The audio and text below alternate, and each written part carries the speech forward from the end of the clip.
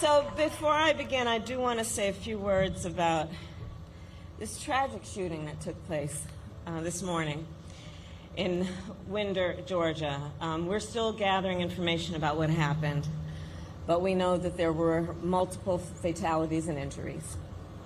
And, you know, our hearts are with all the students, the teachers, and their families, of course. And we are grateful to the first responders and the law enforcement that were on the scene. But this is just a senseless tragedy on top of so many senseless tragedies. And it's just outrageous that every day in our country, in the United States of America, that parents have to send their children to school worried about whether or not their child will come home alive. It's senseless. It is, we've got to stop it.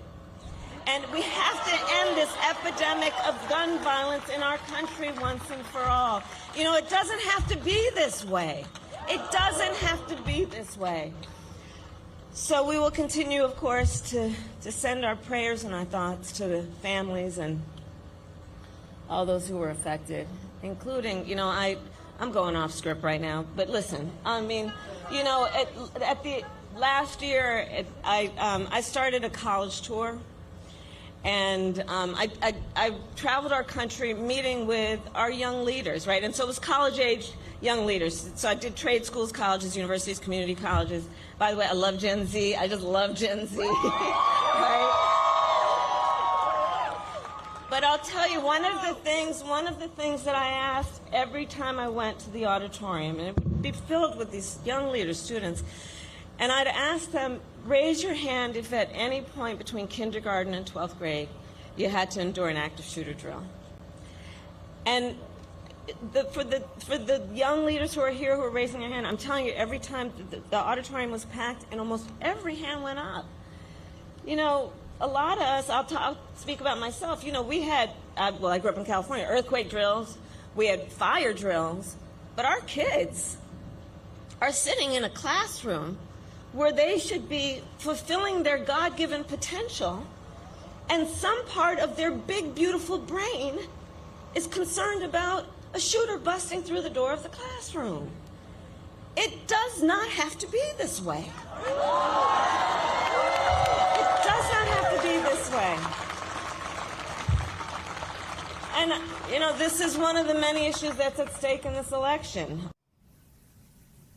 What's at stake in this election is that one candidate, Kamala Harris, wants to stop mass murder in this country, and the other candidate, Donald Trump, and every single candidate, Republican candidate for the Senate or the House of Representatives, every single one of them, along with Donald Trump, wants to guarantee that American mass murderers remain the best equipped mass murderers in the world. That is their political mission. Today's accused mass murderer is a 14-year-old who went into his school with an AR-15 and murdered two 14-year-old students and two teachers. Donald Trump said nothing about the mass murder, but he did have his staff issue a short written statement expressing some sympathy for the dead, and not a single word of what to do to stop these mass murders in our schools, to stop these mass murders in shopping malls, to stop these mass murders in churches, to stop these mass murders in theaters. Not one word from Donald Trump or any Republican today about how to stop what happened in that Georgia school today. Vice President Harris went to New Hampshire today, which a Trump campaign operative recently said is unwinnable by Donald Trump. That comment got that Trump campaigner fired from the campaign. The vice president chose New Hampshire as the place to describe her new economic proposals, including a focus on the development of small business and restoring the capital gains tax for incomes over $1 million to 28%, which was the top capital gains tax rate during the booming economic years of the Clinton administration. As president, one of my highest priorities will be to strengthen America's small businesses. And here I am in New Hampshire to announce a few elements of my plan to do that.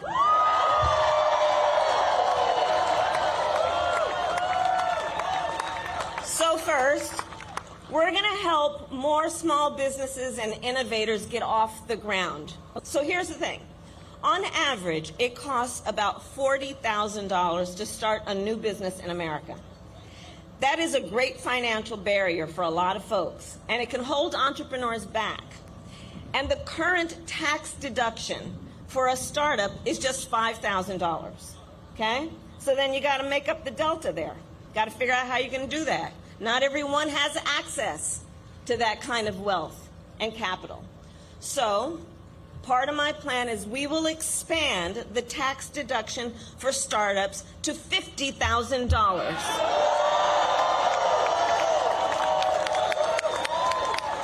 It's essentially a tax cut for starting a small business. Second, my plan will help existing small businesses grow. We will provide low and no interest loans to small businesses that want to expand, and we will, and this is very important, cut the red tape that can make starting and growing a small business more difficult than it needs to be. More difficult than it needs to be. Third, my plan will invest in small businesses and innovators throughout America. And here's why. We know that talent exists everywhere in our country, from rural towns to city centers. So that's why I support a billionaire minimum tax and corporations paying their fair share.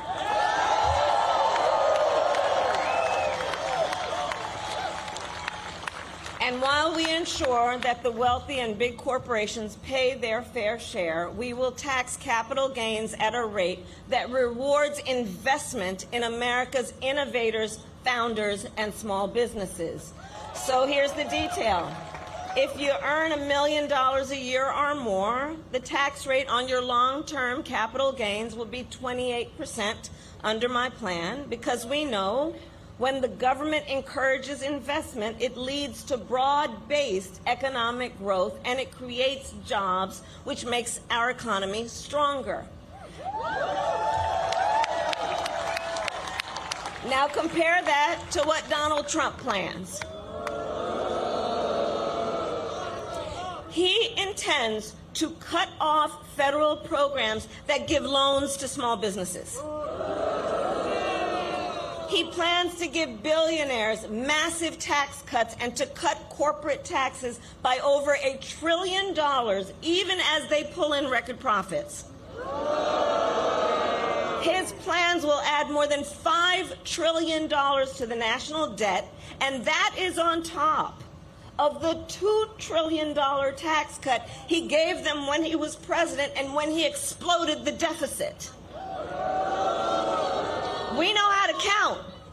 We know how to count.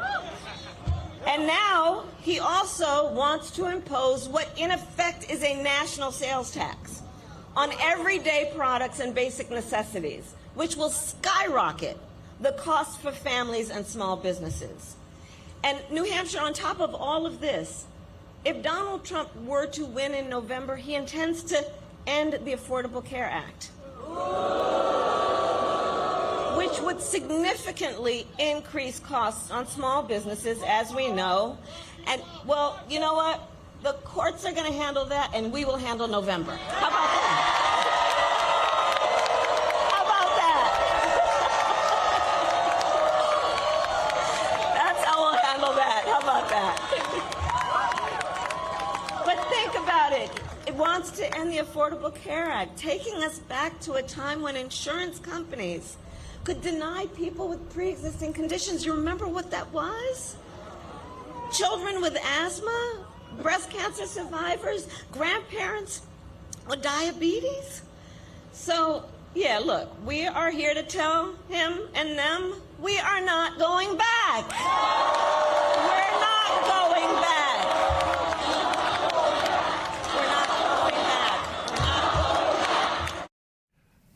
In 5 minutes, you just heard more policy detail from Kamala Harris than anyone has ever heard from Donald Trump in his entire political career. Yesterday, the Wall Street investment bank Goldman Sachs issued a warning that has been echoed by every leading economist that the American economy could be severely crippled by Donald Trump's tariff proposals, which Kamala Harris says would in effect be a sales tax on Americans, which would cost the average family $4,000 a year. Donald Trump continues to tell the lie that the tariffs he imposed on Chinese goods were paid by China instead of American consumers. He told that lie again tonight in his phony Fox town hall.